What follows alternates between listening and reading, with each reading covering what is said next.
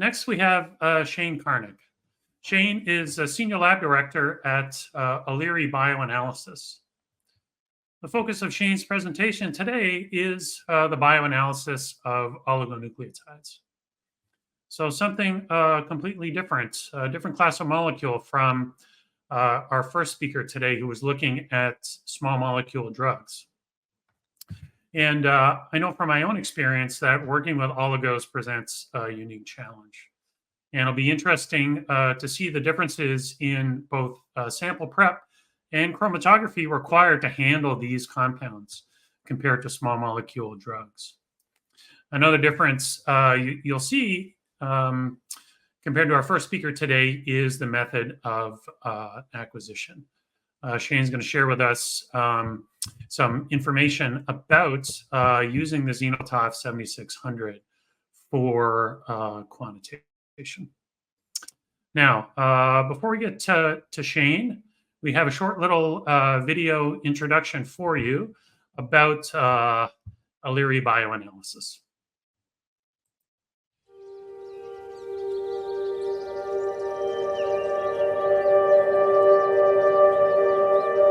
Things don't always go the way you think they're going to go. You can theorize all you want, but until you actually step into the lab and do the work, you don't know what the outcomes are going to be. What people don't understand about pharma is how much effort and work it took to get to that point. You usually develop 15,000 drug candidates, and of those 15,000, one makes it to market. And that's not something that you can just do. Right? It takes time and effort. We have to get results for our clients. These projects are very important. The studies are very important to them. And if we can't solve the problem, we can't get them the data that they need to continue on with their research. The balance of efficiency versus running a program that has to be, run to a certain standard. There's so many checks and balances in place. There's times you have to bend the rules. Being a regulated science company, obviously we don't break the regulatory rules, but when you're developing assays, there are rules to be broken, We're often pushing the limits of what technology can do. The amount of drug we're looking at is like a drop of ink in an Olympic-sized swimming pool. You can't stop. That's the thing. It's the answer to our futures, to life, to better life. Science is so important for our growth and for understanding how everything works.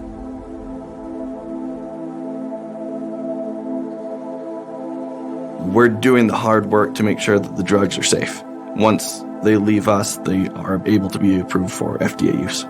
We're in a contract environment, so we get contracts for all kinds of different, preclinical, clinical.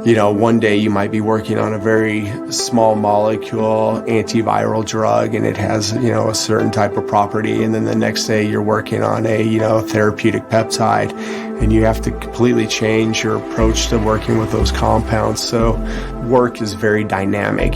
A lot of the projects that we get in are focused on various bespoke monoclonal antibodies or proteins that are being developed as therapeutics for all kinds of rare diseases. But the similarity of it to a natural protein or peptide in the body is incredibly close. So you need mass spec, and you need to find ways of using mass spec to isolate those individual proteins and distinguish it from something that's already in your body. And that's very challenging. For any new projects, there's really always three stages: method development, method validation, and then there's sample analysis. There's the method development, which is really creating the way that we're going to analyze for the analyte. Whenever you start a problem, you kind of have to have a solution in mind, what you think will work, and you kind of look at the chemical, the compound, what its physical properties are. I think really the first thing is you put pen to paper and you start writing down an approach. There's always a sense of teamwork when it comes to developing methods. You can bounce ideas off of other chemists and get an idea of, hey, this isn't working, what should I try? Fix it in pre. That is an ideology I like to think for our method development group. If we get it right during method development, we don't have to fix it in post. There's often interplay between everyone who's working in the lab to achieve the same goal, which is high quality data to present to regulatory bodies and say, hey, drugs work. There's so many different things that come with each compound, the size of the compound, what it looks like. Do we think that, we can actually detect it on the mass spec? So a lot of that work goes in up front. You look at binding, different things like that to kind of figure out what's going to be the best extraction procedure. Once you have a method that's worked through, including working out all the chromatography, figuring out all the masses on the instrument, then you enter a validation phase. There's regulatory guidances out there, and we need to make sure that we're complying with those, because if we do not, the data could be rejected, which means that a drug could be kept from getting to market, and which means ultimately, somebody may be laying in a hospital waiting for that drug. That could mean they don't get another Christmas or Thanksgiving with their family. The whole process has to change because it's new technology. You can't analyze these large molecules the same as you do as small molecules.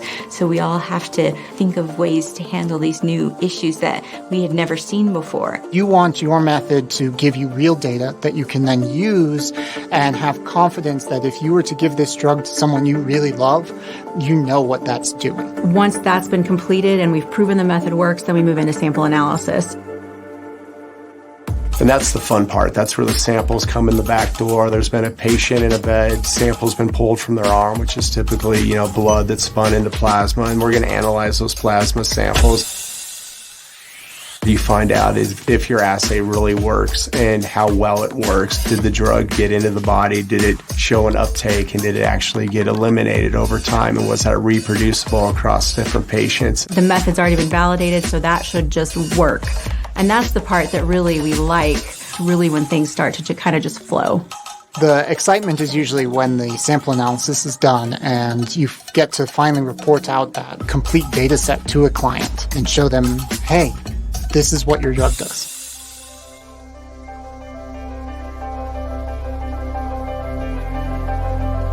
When the drug comes to market, that's all of your work put together and realized at the end with a real product that's available to patients. We worked on a Parkinson's drug. We saw footage of patients prior to being on the drug. You could tell they, were not living a good quality life. And then they showed us the same patient after they'd been treated with the drug for a few weeks.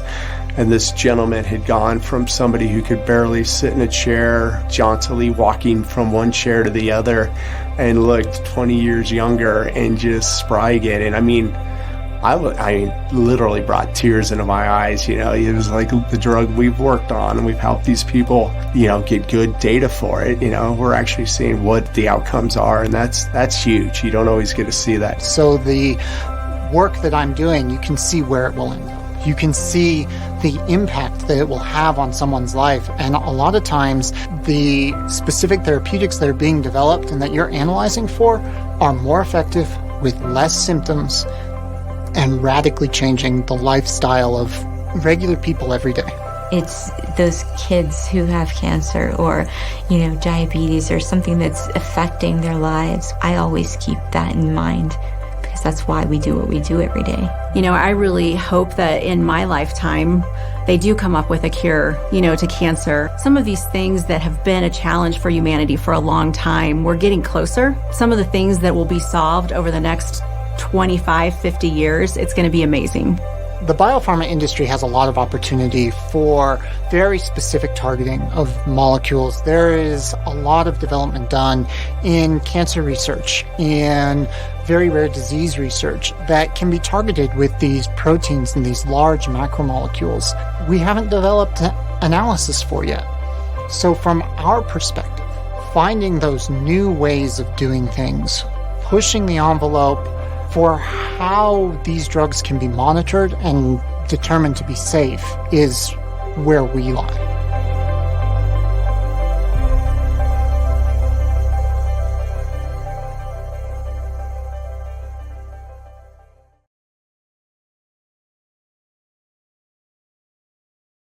Thank you, Sykes, for showing the video. I love seeing that about Aliri. You guys did such a good job of really capturing the essence of what Aliri does to help our sponsors and help get new drugs to market. So, as said, I'm Shane Karnik. I'm the Senior Lab Director here at Aliri.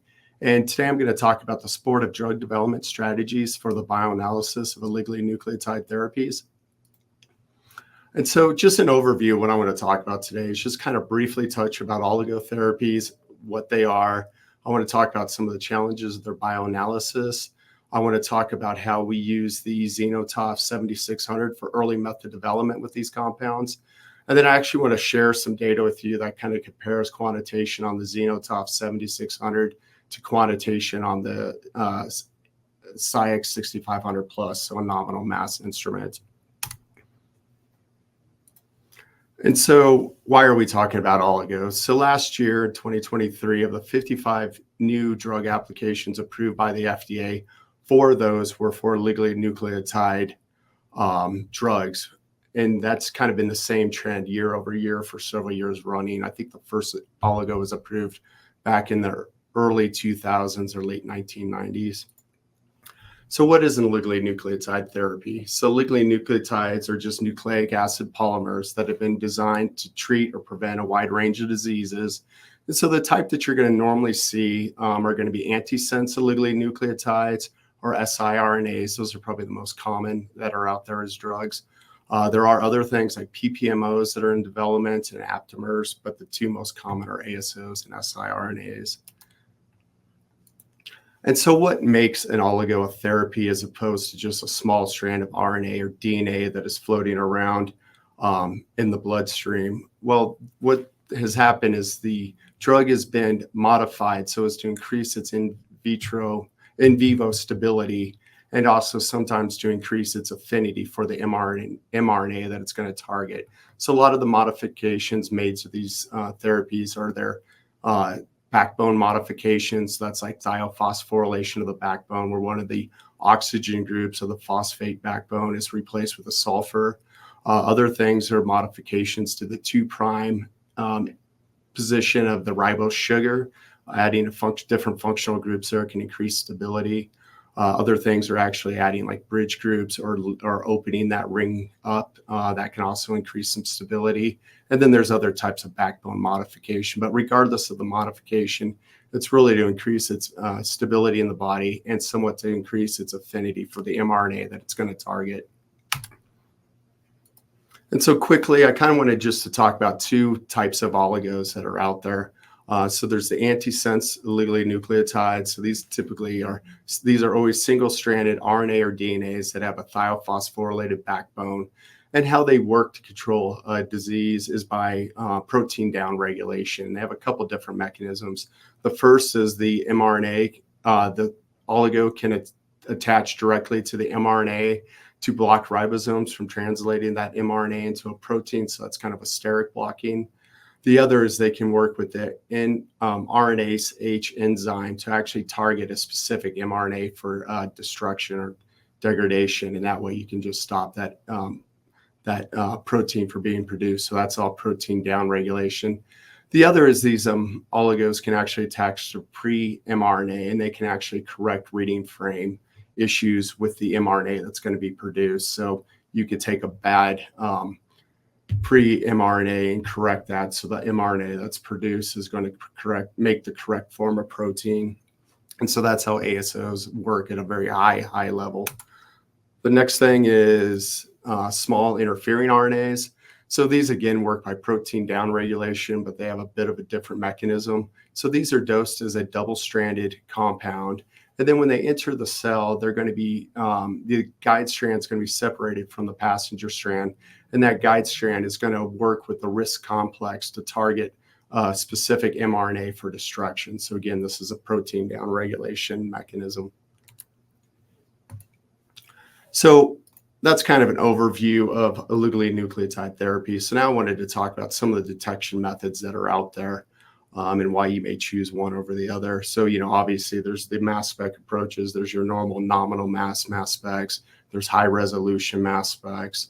There's also a hybridization LC fluorescence detection. That's where if you have an antisense oligo, you'll make a sense strand of the oligonucleotide and you'll attach a fluorescence probe to that. Then you'll hybridize the antisense to the sense with the probe, and then you can detect that by fluorescence detection. So that's a type of indirect measurement. And then there's your traditional hybridization ELISA, like you would do for most biologics, proteins, and whatnot. So which approach should you take? Really, there's kind of 4 questions you have to ask yourself. How important is the specificity of your assay for your drug approval? Obviously, the more specific the data you're going to give to a regulatory agency, the better your chances of getting that drug approved without, a lot of questions or rework.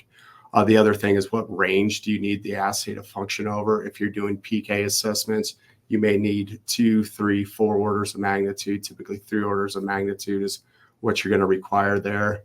The other is, do you need to do multiplexing? Do you want to measure both metabolites, the sense, and the antisense strand of the oligo in the same assay? So in that case, you might want to use mass spec that has more multiplexing availability. The other is just looking at your compound itself. Is it going to work by mass spec, or do you need to use one of those more indirect methods like hybridization ELISA? And so, the question we always get asked is, how do these various detection methods compare? And so it's going to just kind of show what some of the LLOQs are for oligos in plasma. So for your nominal mass LLOQ, you're typically going to get hit about 5 nanograms per mil. Sometimes maybe you can push that a little bit lower, but typically 5 nanogram per mil is what we typically achieve. For high res, it's usually a little bit higher, usually like 20 nanograms per mil or 10 nanograms per mil. For hybridization-based assays, you're typically going to be like 0.5 to 1 nanogram per mil. The thing is, with hybridization assays, these assays tend to work better when you have larger oligonucleotides, whereas mass spec typically works better with the smaller molecular weight oligos. And of course, that's because you need to be able to get them in a charged state that's going to work with your upper limit of 2,000 on your quads of the mass spec. Nice thing about mass spec, we kind of mentioned before, is you can obviously do multiplexing, and you can do that in a single run. There's many runs where we measure the sense, antisense, and metabolites all in a single chromographic injection. The other thing is that mass spec, is a direct measurement, and you have different experiments you can run. You can do intact oligo analysis, so you can look at just the precursor masses, or you can monitor product ions. And so, that's kind of an overview of the detection methods. So now I just want to talk about some of the bioanalytical challenges, which was mentioned earlier. These are very complex molecules. So some of the challenges are, oligonucleotides are very highly bound to plasma proteins. This is in part what makes them a good drug, but it also is what makes them very difficult to clean up. They're going to always have that multiple charge state because of that polyanionic backbone. They like to undergo oxidation, both sometimes while you're extracting them and also sometimes in the mass spec source.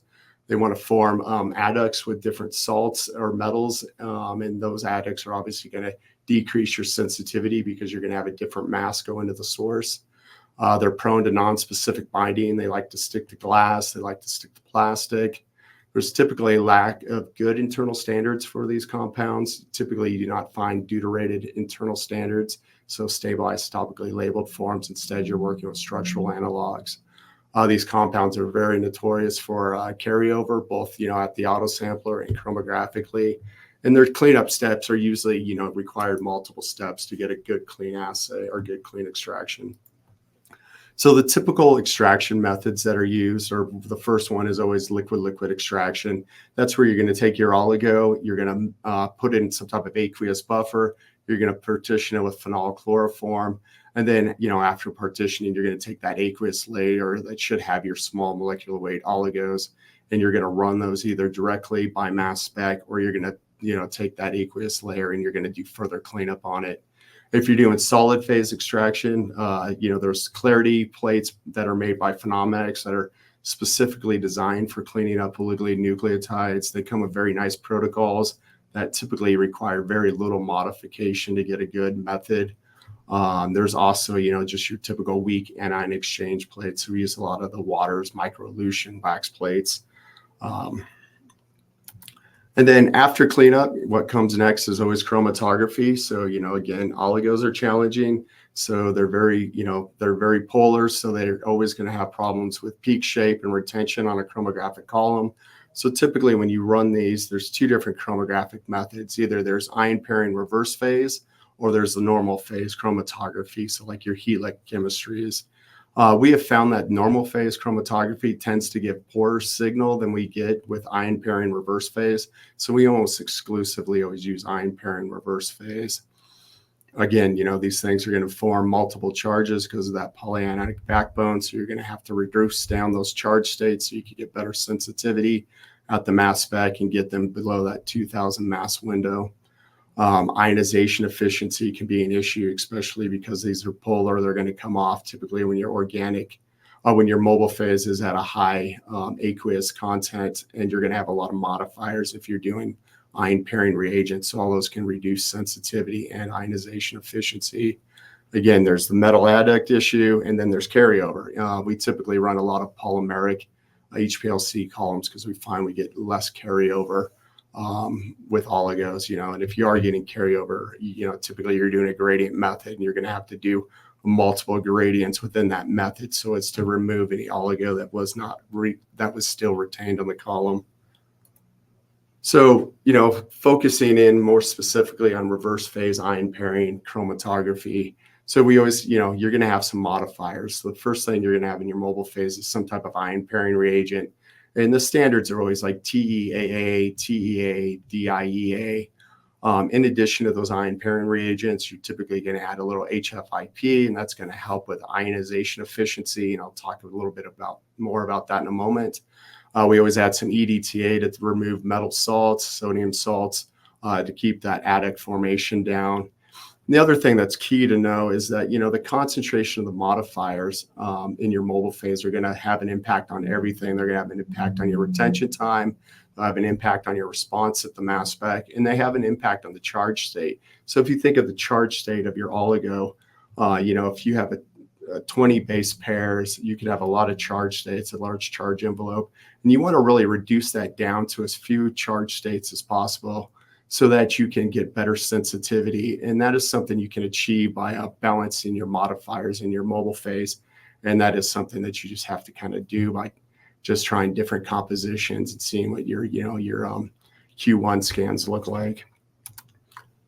Wanted to talk a little bit more about hexafluoroisopropanol. So this is added to our aqueous mobile phase, and it's kind of a fluorinated surfactant. And what it does is it'll reduce the surface tension of that aqueous mobile phase so that you get smaller droplets. And it also kind of drives those really polar oligos from the middle of the droplet out to the edges so that you get more of the coulombic explosion, so you get better ionization. So, without FIP, you typically see like a reduction in signal, maybe 5x. So we always have HIP in our aqueous mobile phase for oligonucleotides.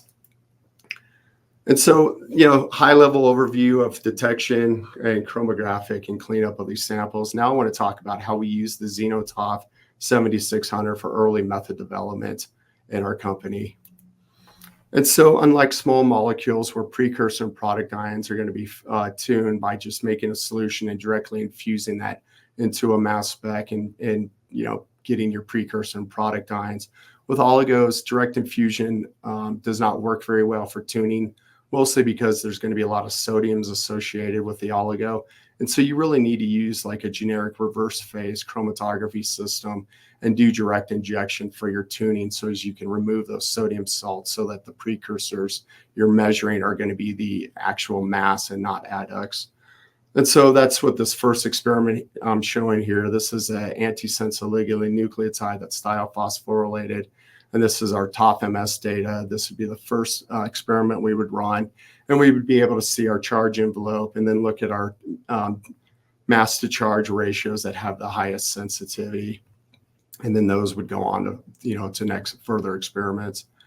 So the next thing we would do, once we have that top MS data, the nice thing about SciEx-OS is you can also run a reconstruction workflow. So you can take that data and the software will actually show you the intact mass of the oligo based on those various charge states.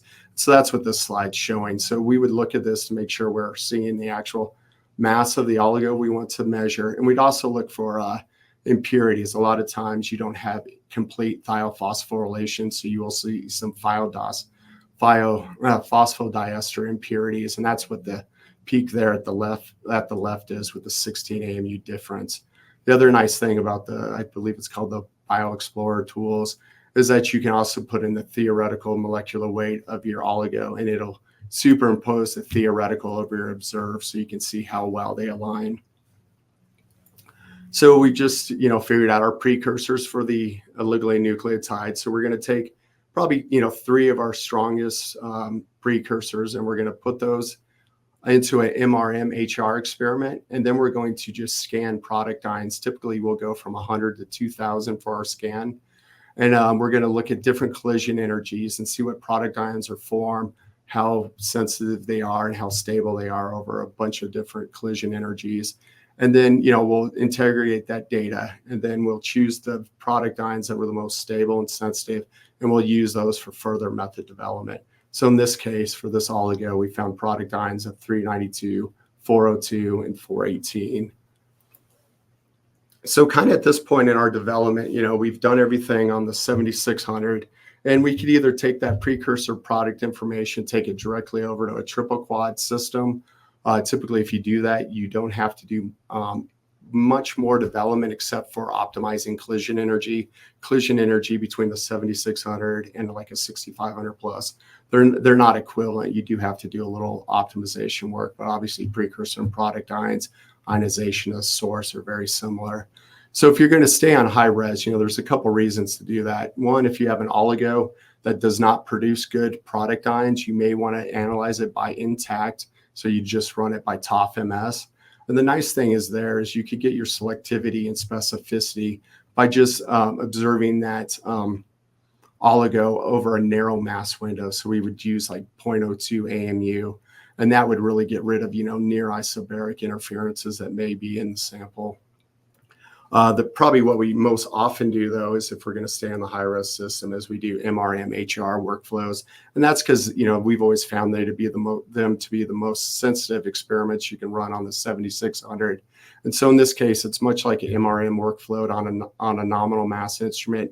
You're going to put in a precursor ion, 1 or 2, and then you're going to just scan your product ions on the back end. And the great thing about that is you can collect all your product ions over a certain collision energy without losing any cycle time because the TOF is going to collect all the data. And then you can go back, look at what product ions were formed. And if you need more sensitivity, you can actually take multiple product ions and sum those to get that better sensitivity. Whereas if you were doing this on a triple quad system, you're running your normal MRM, you're kind of limited to what precursor and product ions you defined prior to starting the run. And also, the more you add, the less cycle time you're going to have to look at the individual transitions. So that's a really nice feature of the 7600. So one thing I wanted to show real quick is this slide. This is work that was done on the 7600 xenoTOF. And this is showing what the difference is in sensitivity when you have that xenotrap on and when you have the xenotrap off. So these experiments here on the left-hand side, this is showing 3 experiments that were run for an oligonucleotide solution with the xenotrap on. And then on the right-hand side, that's showing that same data with the xenotrap off. And what you can see is, regardless of what type of experiment was run, we typically got a 5 to 10x better increase in sensitivity with the xenotrap. So that's a great feature of this system, and we tend to almost exclusively run everything with xenotrap on. So now what I want to do, because I think this is what people like to see, is really a comparison of what quantitation looks like with the 7600 compared to like a nominal mass spectrometer. And so how we did this experiment is we basically extracted an accuracy precision run that you would use for like a typical method, FDA method validation run. And so our assay that we were running, this was an oligo in tissue. So we basically took 50 milligrams of tissue. We homogenized that with 200 microliters of protease K buffer. We then added internal standard, and then we did our typical liquid-liquid extraction cleanup. So that was with the phenolchloroform. And then we just took the supernate and we ran that on the 7600, and then we turned around and ran it on the 6500 plus system. And so again, this was a complete accuracy precision run that you would use for an FDA validation. And so here's how we set up the experiments on the 7600. So we ran MRM, HR. And when you run this experiment, you always collect both a TOF-MS and then your precursor and product ions experiments. So for the TOF-MS, we set the scan from 400 to 1500. And then for the MRM HR, we chose only one precursor, that was 798.7. And then we scanned products from 90 to 2000 at a collision energy of -30. And of course, the xenotrap was enabled. So this is the data from some of the data from that. So the top left shows the LLOQ chromatogram. So that's our lowest standard. And you can see there, we got a signal to noise about 10-1. Next to that is showing a double blank. So this is just liver homogenate with no internal standard and no analyte added to it. So, what you see there is just a blank background. Again, we had the single precursor ion of 798, and we summed 4 product ions. We summed product ions 95, 393, 402, and 418. And right below that, you obviously see our calibration curve. So nice linear calibration curve. Each calibrator was, in duplicate. So this is showing the accuracy and precision for 4 QC levels. So we had low, medium, and high in LLOQ. So the important thing to look at on this table is just the percent CV and the percent theoretical. So if you look at our low, medium, and high QCs, our percent CVs were single digits, whereas at the LLOQ it was a little bit higher. It was at 17, but that was still within the 20% allowable by the FDA guidances, the M10 guidance. And so, that's not unexpected that you're going to have less precision at your LLOQ because you usually have less signal there as well. But then the other thing is when you look at the theoretical, everything was within like 10% of its expected concentration. So really nice data. This would, pass your typical bioanalytical acceptance criteria. So we then took those extracts, we took the same column, we took the same mobile phase, and we went over to a 6500 plus system. In this experiment we set up, we had a precursor, same precursor, 798, and then we monitored one product ion of 402. And then our collision energy again was at this time it's at -40 because that did need to be optimized for that system. So again, this is showing the chromatogram. So top left is our LLOQ. So we see that we're getting a, signal to noise probably 20-1 at the LLOQ. But, when you look at the double blank to the right of that, you no longer see that quiet baseline. We actually do see some type of interference there that was not observed under the high-res system. And again, when we ran this data, it was, the precursor was 798, product was 402, and it was run under unit resolution. And I'm going to talk a little bit more about this interference in a moment. So our calibration curve is below there, a nice linear. Again, all the calibrators are in duplicate. So this is those same QCs that were processed on the 7600. Now they're run on the 6500. And again, if you focus in on the percent CVs, at all 4 levels, we were single digit for the CVs. But again, we did have less precision at the LLOQ as expected. And then when you look at the percent theoretical, they're all within 10% of the expected concentration. So again, this instrument would, the data from this instrument would obviously meet the typical bioanalytical acceptance criteria. So last thing, I kind of wanted to focus in on these 2 LLOQs. So the first LLOQ at the top is for the 7600, and below that is for the 6500. And, for the nominal mass instrument, the near isobaric interference cannot be ignored because we just had unit resolution, whereas with the 7600, because we could narrow in the mass window that we were looking at, we can actually ignore that interference in the sample. So the nice thing about that is with the 7600, we were able to run like a 5-minute gradient method, whereas for the 6500, we had to increase that to 10 minutes to make sure that that interference would stay resolved from our analyte of interest. So, anytime you're spending more time, that's more time, more money, and it's slowing down us getting our sponsors' data. So, huge benefits of running this by high res. And so with that, I just want to conclude and say, hopefully I got across, there's a lot of challenges with oligonucleotides, both with their extraction, their chromatography, and at the mass spec.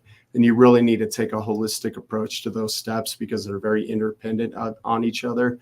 What you put in for modifiers will affect your sensitivity at the mass spec. Hopefully you could see how we could do early development on the XenoTOF system, and we actually got richer data than we would on if we'd done that by a nominal mass system. And then the data we did produce, like the precursor and product ions, those could quickly be taken over to a nominal mass of 6,500 plus and be used to get, be used with no further development other than optimizing the collision energy. And then finally, I hope I got across that the linearity, accuracy, precision between the high-res system and the nominal mass were very identical. And and you could use either of those for producing regulatory data. And with that, I just want to say thank you to everybody at SCIEX, everybody back home at Aliri for their support with this presentation today. And thank you guys all for your time today and listening.